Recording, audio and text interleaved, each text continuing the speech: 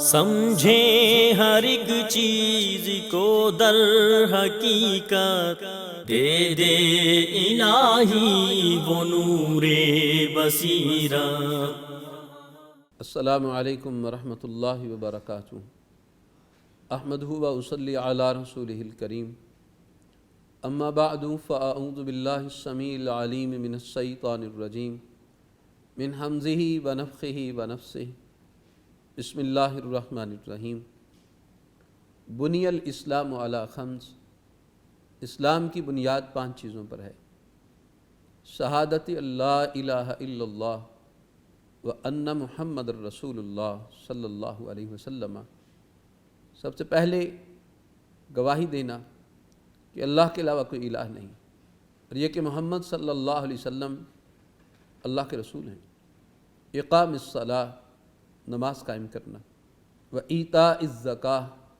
اور زکوٰۃ ادا کرنا، والحج، اور بیت اللہ کا حج کرنا، وصوم رمضان، اور رمضان کے روزے رکھنا۔ یہ اسلام کی بنیادیں ہیں، اور ان بنیادوں کے بارے میں ان کی تفصیلات اللہ اور اس کے رسول صلی اللہ علیہ وسلم نے بیان فرمائی۔ آج کی مجلس میں ان بنیادوں میں سے جو اہم بنیاد ہے زکوٰۃ، اس کو اللہ عز و جل نے قرآن مجید میں بہت سے مقامات پر نماز کے متصل بیان کیا ہے۔ اقیموا الصلاۃ وآتوا الزکاۃ، نماز قائم کرو، زکوٰۃ ادا کرو۔ تو یہ زکوٰۃ جو اہم فریضہ ہے، اس پہلو پر آج کی مجلس میں ہم بات کریں گے کہ زکوٰۃ کن افراد کو دینی چاہیے، زکوٰۃ کے مصارف کیا ہیں، جہاں پر زکوٰۃ خرچ کی جائے۔ امام ابو داود رحمہ اللہ نے اس حدیث کو نقل کیا ہے۔ آپ صلی اللہ علیہ وسلم کے پاس ایک شخص حاضر ہوا اور آ کے کہنے لگا کہ اللہ کے رسول صلی اللہ علیہ وسلم، مجھے صدقہ زکوٰۃ میں سے کچھ چیز عنایت فرما دیں۔ تو آپ صلی اللہ علیہ وسلم نے فرمایا، زکوٰۃ کے بارے میں اللہ تعالیٰ نے نہ کسی نبی کے حکم پر راضی ہوا ہے اور نہ کسی غیر کے حکم پر، یہاں تک کہ اللہ تعالیٰ نے خود اس کے مصارف کو بیان کیا ہے، اور اللہ عز و جل نے 8 مصارف اس کے بیان کیے، اور آپ علیہ السلام نے فرمایا اگر تم ان 8 میں سے شامل ہو، ان 8 میں سے تمہارا تعلق ہوگا، تو پھر میں تم کو اس میں سے دے دوں گا اور تمہیں اس میں سے حق دے دوں گا۔ تو وہ 8 مصارف جن کو نبی صلی اللہ علیہ وسلم نے اس فرمان میں بیان کیا ہے، اللہ تعالیٰ نے قرآن مجید میں بیان کیے۔ سورہ توبہ آیت نمبر 60 ہے، اس میں 8 مصارف اللہ عز و جل نے خود بیان کیے۔ اللہ تعالیٰ فرماتے ہیں انما الصدقات للفقراء والمساکین والعاملین علیہا والمؤلفۃ قلوبہم وفی الرقاب والغارمین وفی سبیل اللہ وابن السبیل فریضۃ من اللہ واللہ علیم حلیم۔ صدقات تو صرف اور صرف فقراء اور مساکین کے لیے، والعاملین علیہا، اور ان پر عامل جو مقرر کیے جائیں ان کے لیے، والمؤلفۃ قلوبہم، اور جن کے دلوں میں الفت ڈالنا مقصود ہو ان کے لیے، وفی الرقاب، گردن کو چھڑانے میں، والغارمین، اور مقروضوں کے لیے، وفی سبیل اللہ، اور اللہ کے راستے میں، وابن السبیل، اور مسافر کے لیے، فریضۃ من اللہ، یہ اللہ کی طرف سے فریضہ ہے، واللہ علیم حکیم، اور اللہ بہت علم والا اور خوب حکمت والا ہے۔ اس آیت مبارکہ میں اللہ عز و جل نے زکوٰۃ کے 8 مصارف بیان کیے۔ انما الصدقات، یقیناً صدقات، ہم اپنی اردو زبان میں عام طور پر جب زکوٰۃ کا لفظ بولتے ہیں تو اس سے مراد فرضی زکوٰۃ لیتے ہیں، اور جب صدقات کا لفظ بولتے ہیں تو اس سے مراد نفلی زکوٰۃ بولتے ہیں، نفلی صدقہ بولتے ہیں۔ لیکن عربی زبان میں، قرآن مجید میں اور نبی صلی اللہ علیہ وسلم کے فرامین میں صدقہ کا لفظ یہ فرضی زکوٰۃ پر بھی بولا جاتا ہے اور نفلی پر بھی، اور اسی طرح زکوٰۃ کا لفظ یہ فرضی پر بھی بولا جاتا ہے اور نفلی پر بھی بولا جاتا ہے۔ یہاں پر جو الفاظ ہے انما الصدقات، کہ صدقات یہ فقراء اور مساکین کے لیے ہے، یہاں صدقات سے مراد فرضی صدقات ہیں، کیونکہ ایک تو نبی صلی اللہ علیہ وسلم نے بیان کیا ہے زکوٰۃ کے 8 مصارف ہیں،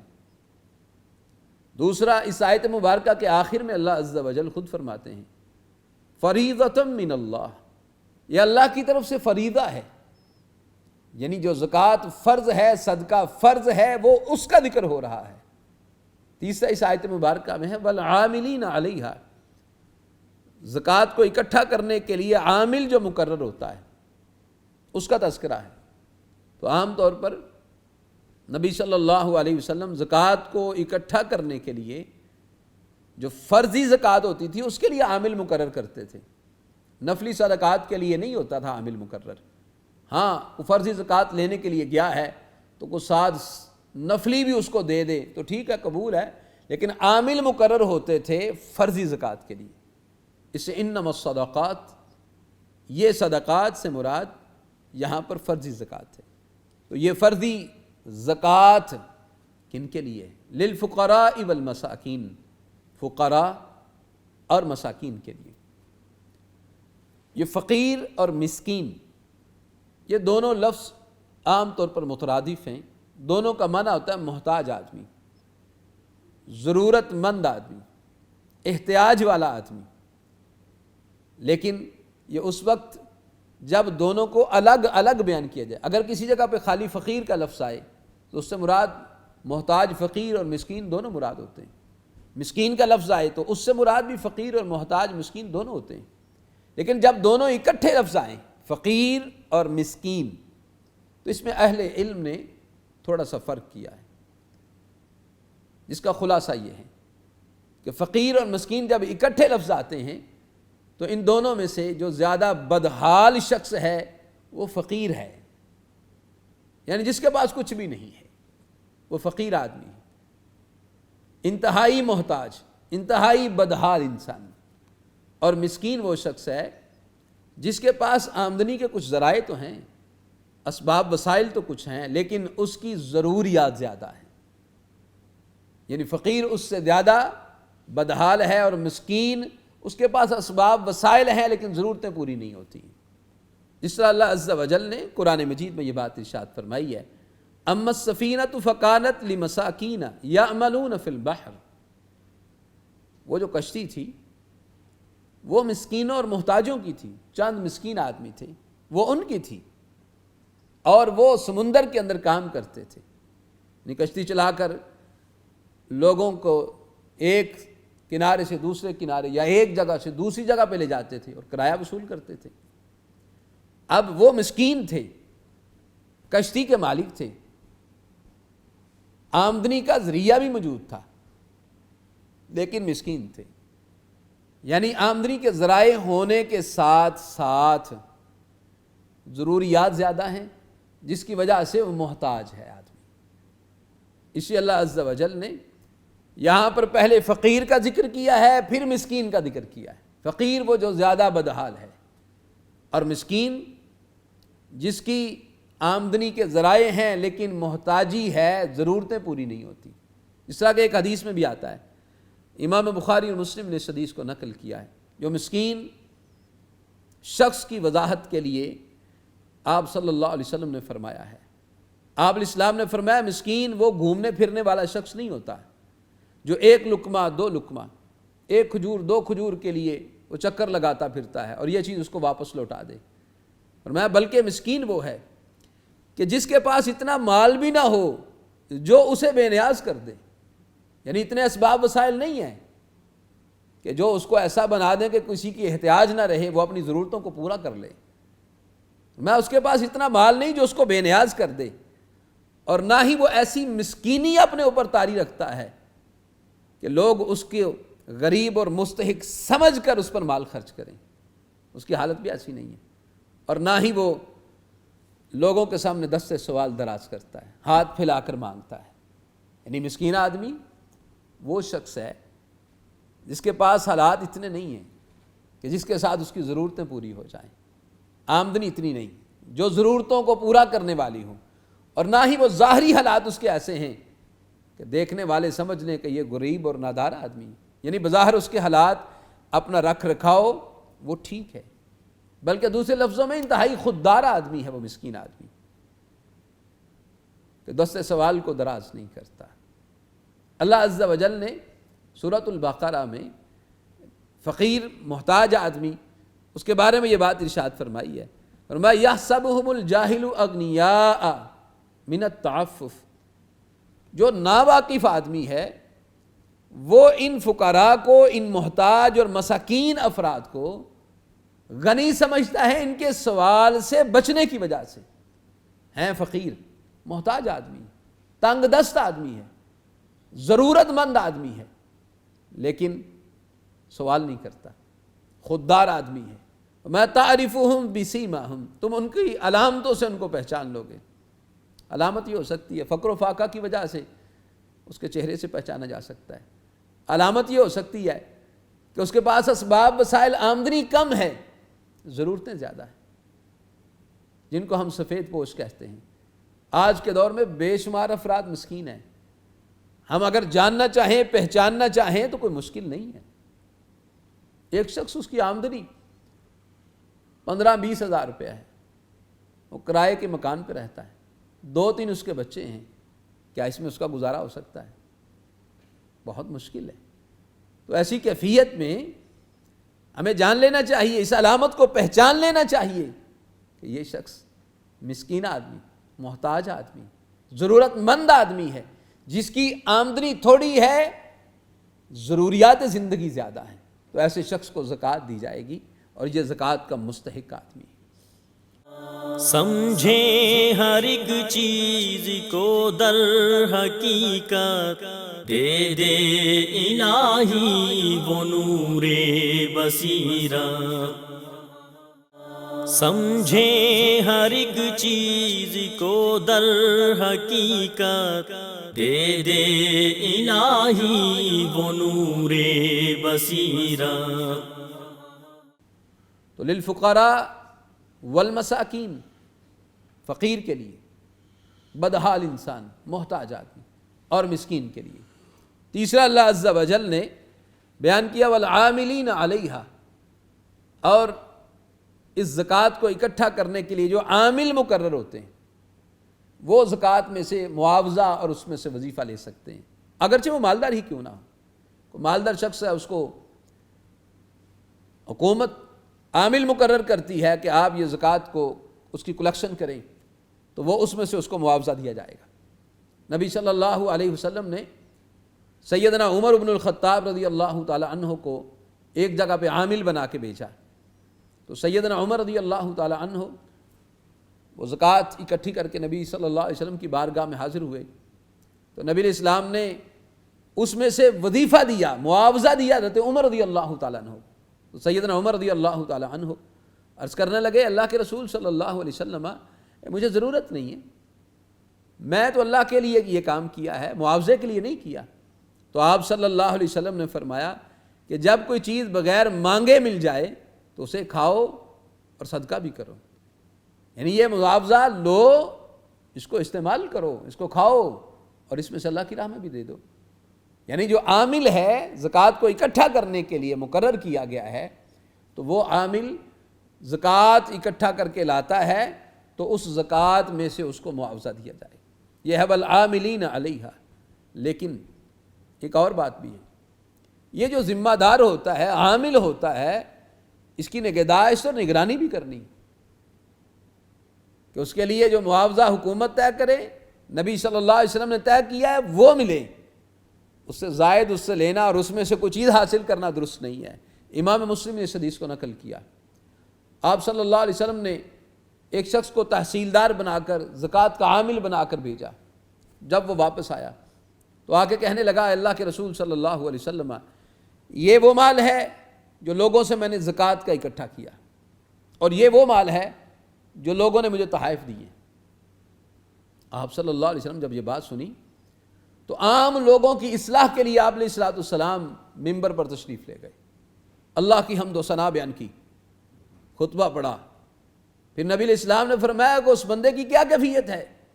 جس کو ہم عامل بنا کے بیچتے ہیں، وہ واپس آتا اور کہتا ہے کہ یہ زکوٰۃ کا مال ہے، یہ میرے تحائف ہیں۔ کہا وہ اپنے باپ کے گھر میں اگر بیٹھا رہتا تو پھر دیکھتا کہ کون اس کو تحفے دیتا ہے اور کون اس کو تحفہ نہیں دیتا، یعنی یہ تو ہم نے عامل بنا کے بھیجا، اس وجہ سے اس کو تحائف ملے۔ اگر وہ اپنے گھر میں بیٹھا رہتا تو پھر اس کو کیسے تحائف ملتے؟ پھر نبی صلی اللہ علیہ وسلم نے فرمایا والذی نفسی بیدہ، اس ذات کی قسم جس کے ہاتھ میں میری جان ہے، جو اس میں سے کچھ مال لے گا، زکوٰۃ اکٹھا کرنے گیا ہے، اس میں سے کچھ یعنی تحفے کی صورت میں لے گا، فرمایا وہ قیامت کے دن آئے گا تو گردن پر اس کو اٹھائے ہوئے ہوگا۔ اگر تحفے میں اونٹ ملا کسی کو، فرمایا جو مال اس میں لے گا کل قیامت کے دن اس کی گردن پر اونٹ بلبلا رہا ہوگا۔ جس نے گائے کو لیا وہ گائے اس کے جو ہے نا وہ کندھے پر ہوگی اور آواز نکال رہی ہوگی، بکری ہوگی تو بکری اس کے کندھوں پر منمنا رہی ہوگی۔ اس لیے آپ صلی اللہ علیہ وسلم نے یہ بات تنبیہاً ارشاد فرمائی ہے کہ جو ذمہ دار ہے، جو کسی منصب پر ہے، اس کے لیے وہاں پر بیٹھ کے تحائف وصول کرنا درست نہیں ہے۔ آج اس بات کو معمولی سمجھا ہوا ہے، اور ایسی کیفیت میں لوگ جو ہیں کسی منصب پر، کسی مقام پر ہیں، مرتبے پر ہیں، اور لوگ ان کو اس صورت میں پیسے دیتے ہیں، یہ آپ کی اہلیہ کے سونے کا ہار ہے جی، یا آپ کے بچوں کے لیے یہ گاڑی تحفے میں آئی ہے جی، تاکہ اس کے ذریعے ان سے کام غلط لے لیا جائے۔ اہل منصب جو منصب پر ہیں ان کے لیے ایسی کیفیت میں تحائف وصول کرنا درست نہیں ہے۔ اس کے بعد اللہ عز و جل نے فرمایا وَالْمُؤَلَّفَةِ قُلُوبِهِمْ، دلوں میں الفت ڈالنے کے لیے، جن کے دلوں میں الفت ڈالنی ہے، محبت ڈالنی ہے، ان پر زکوٰۃ کا مال خرچ کر سکتے ہیں۔ اس سے مراد اہل علم فرماتے ہیں نو مسلم، نیا مسلمان ہونے والا، اس کے تالیف قلب کے لیے کہ دل اسلام پر جم جائے، اسلام سے اس کی وابستگی مضبوط ہو جائے، تو اس پر زکوٰۃ کے مال میں سے خرچ کیا جائے۔ یا ایسا غیر مسلم جو مسلمان نہیں ہے، غیر مسلم ہے، لیکن اس پر مال خرچ کرنے کی وجہ سے وہ اسلام کی طرف راغب ہو جائے گا اور اسلام کو قبول کر لے گا، تو یہ بھی وَالْمُؤَلَّفَةِ قُلُوبُهُمْ میں آتا ہے۔ یا کسی ایسی جگہ پر وہ سرکردہ آدمی ہے، اس پر خرچ کرنے کی وجہ سے وہاں کے لوگوں میں اسلام پھیل سکتا ہے، تو یہ لوگوں کے اسلام کی طرف مائل کرنے کے لیے اس سرکردہ بندے پر بھی مال خرچ کیا جائے، درست ہے۔ اور اسی والے سے کسی علاقے کے اندر کوئی کافر سردار ہے، اس کو بھی مال زکوٰۃ اس بنا پر خرچ کیا جائے تاکہ اس وجہ سے اس کے علاقے میں جو مظلوم مسلمان ہے ان پر ظلم و ستم نہ ہونے پائے، مسلمان اس کے ظلم سے بچیں۔ تو ایسی کیفیت میں اہل علم نے وَالْمُؤَلَّفَةِ قُلُوبُهُمْ اس کے ضمن میں ان باتوں کا بھی ذکر کیا ہے۔ اور اللہ عز و جل آگے فرماتے ہیں وَفِي الرِّقَابِ، گردن کو چھڑانے میں۔ نبی صلی اللہ علیہ وسلم کے زمانہ میں چونکہ افراد غلام تھے تو گردن اچھڑانا، غلام کو آزاد کرنا، غلام کو خرید کر اس کو آزاد کر دیا۔ یا مکاتبت ہے، بعض غلام اپنے آقا سے کوئی معاوضہ طے کر لیتے کہ میں آپ کو اتنے پیسے کما کر دوں گا، اس کے بعد آپ مجھے آزاد کر دیں، یہ مکاتبت ہوتی تھی۔ تو اس پر خرچ کیا جائے، اس کو اس میں معاونت کی جائے زکوٰۃ کے ساتھ تاکہ وہ آزاد ہو جائے۔ اور اہل علم نے اس ٹکڑا کے ضمن میں اس بات کا بھی ذکر کیا کہ آج کے دور میں چونکہ غلام اور یہ آزادی کی کیفیت باقی نہیں ہے، تو ایسے افراد جو کسی ناکردہ جرم کی بنیاد پر قیدوں میں ہیں، جرم نہیں کیا لیکن مظلوم ہے اور قید کے اندر ہے، لیکن اسباب وسائل نہیں ان کو کے پاس کہ جو وہ وہاں سے قید سے اپنے آپ کو چھڑا کے باہر لے آئیں، مقدمات ایسے ہیں جن سے جان نہیں چھوٹتی، یا سزا ایسی ہوئی ہے کہ جس کا وہ مستحق نہیں ہے، تو ایسے بندے، مظلوم بندے، ان کی رہائی کے لیے زکوٰۃ کے مال میں سے خرچ کر کے اور ان کا جرمانہ ہو یا مقدمے میں دوبارہ جو ہے نا ان کو وہاں سے نکالنے کے لیے اسباب وسائل مہیا کیے جائیں، جس سے وہ مظلوم قیدی بھی یہاں سے رہائی پا لیں، وہ بھی زکوٰۃ کے مصرف میں وفی الرقاب کے ضمن میں شارحین نے اس کو بھی بیان کیا ہے۔ اور ایک اللہ عز و جل نے والغارمین، مقروض افراد جن پر قرض ہے، چٹی پڑ گئی، مثال کے طور پر کسی کا کاروبار تھا، کریش ہو گیا، ڈیمیج ہو گیا اور وہ مقروض ہو گیا، اب اس قرض کی ادائیگی کے لیے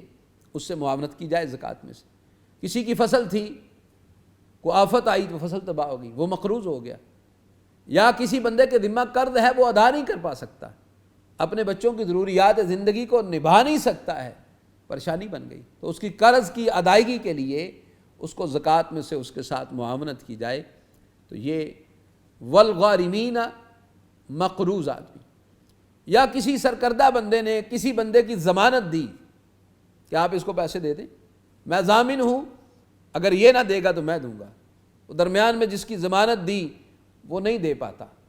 تو اب اس پر پڑ گیا، یہ چٹی پڑ گئی کہ آپ نے ضمانت دی تھی وہ دے گا، اس نے نہیں دیا، اب آپ دیں، تو وہ ضامن شخص جس نے کسی کی ضمانت دی اس سے زکوٰۃ کے مد میں اس سے معاونت کی جائے اور وہ اپنی ضمانت کو پورا کر کے وہ جو پیسے ہیں وہ ادا کر دے، تو ایسا ضامن شخص جو کسی کی ضمانت دیتا ہے اس کی معاونت بھی زکوٰۃ میں سے والغارمین، اس کے اندر اس کے ضمن میں شارحین نے اس کو بھی لکھا ہے۔ وفی سبیل اللہ، اور اللہ کے راستے میں، اس سے مراد اللہ کی راہ میں جہاد ہے، مجاہدین پر خرچ کرنا، جنگی ضروریات پہ خرچ کرنا، اور جہاد کے لیے جن اسباب وسائل کی ضرورت ہے ان ضروریات پر خرچ کرنا، یہ فی سبیل اللہ کے اندر آتا ہے۔ اور مفسرین رحمہم اللہ نے اسی کے ضمن میں دعوت و تبلیغ، اس پر بھی خرچ کرنا کہ یہ بھی اللہ کے دین کی سربلندی کے لیے یہ دعوت و تبلیغ کا کام بھی سر انجام دیا جاتا ہے، اس لیے مفسرین نے اس کے ضمن میں اس بات کو بھی لکھا ہے۔ اور 8واں مصرف بیان کیا ہے وابن السبیل، مسافر پر، مسافر جو اپنے گھر میں مالدار ہیں لیکن سفر کے دوران اسباب وسائل ختم ہو گئے یا جیب کٹ گئی، اب اس کے پاس کچھ نہیں، وہ مستحق ہو گیا کہ اس کی معاونت کی جائے، تو ایسے شخص کو بھی زکوٰۃ کی مد میں اس کے ساتھ تعاون کیا جا سکتا ہے۔ ہمارے استاد المکرم چودھری عبد الواحد گوندل رحمہ اللہ تعالی، وہ جب ہمیں تفسیر پڑھاتے تھے تو کبھی یہ واقعہ ہمیں سنایا کرتے تھے کہ وہ حج پر گئے تو ان کی اہلیہ ساتھ تھی، 70 کی دہائی کی بات ہے، تو جیب وہاں کٹ گئی، پاس کچھ نہیں تھا، گھر میں آئے جب دیکھا تو پریشان ہو گیا، اہلیہ نے پوچھا کیا ہوا ہے، حالانکہ پاکستان کے اندر اپنی دکانیں، اپنی زمینیں، بہترین کاروبار تھا، تو اہلیہ نے پریشان دیکھا تو وہاں پر پوچھا کیا ہوا، کہا اللہ تعالیٰ نے ہمیں ایک مسئلہ سمجھایا ہے، یہ وہ کیا کہ اب آپ کو یہاں سعودی عرب کے اندر آپ کی جیب کٹ گئی ہے تو آپ کو زکوٰۃ لگتی ہے، آپ زکوٰۃ کے مستحق ہو گئے ہیں۔ تو جو بندہ اسباب وسائل رکھتا ہے مقیم ہونے کی صورت میں، سفر کے دوران زادہ راہ ختم ہو گیا، تو ایسا شخص وہ زکوٰۃ کا مستحق ہے، اس کو زکوٰۃ دی جا سکتی ہے۔ یہ اللہ عز و جل نے 8 مصارف بیان کیا ہیں زکوٰۃ کے، سورہ توبہ کے اندر آیت نمبر 60 کے اندر 8 مصرف بیان کیے ہیں جن پر زکوٰۃ جو ہے نا وہ خرچ کی جا سکتی ہے، اس کے علاوہ اور کسی جگہ پر زکوٰۃ کو خرچ نہیں کیا جا سکتا، یہ اللہ تعالیٰ نے خود بیان کیا ہے۔ اللہ عز و جل سے دعا ہے وہ مالک مرحال پر رحم فرمائیں، اور اللہ عز و جل ہمیں زکوٰۃ کو زکوٰۃ کے مصارف پر ہی خرچ کرنے کی توفیق عطا فرمائیں۔ اللہ عز و جل صحت، عافیت، ایمان کے ساتھ لمبی زندگی عطا فرمائیں، اسلام پر، ایمان پر، توحید پر زندگی، اسی پہ ہمارا خاتمہ فرمائیں، دنیا آخرت کی رحمتیں، برکتیں، آسانیاں، عزت ممالک ہمارے مقدر میں فرمائیں، دنیا آخرت کے دکھ، تکلیفیں، پریشانیاں اور ذلتوں سے مالک الملک ہمیں محفوظ فرمائیں۔ وآخر دعوانا ان الحمد للہ رب العالمین۔ سمجھے ہر ایک چیز کو در حقیقت، دے دے الہی وہ نور بصیرت۔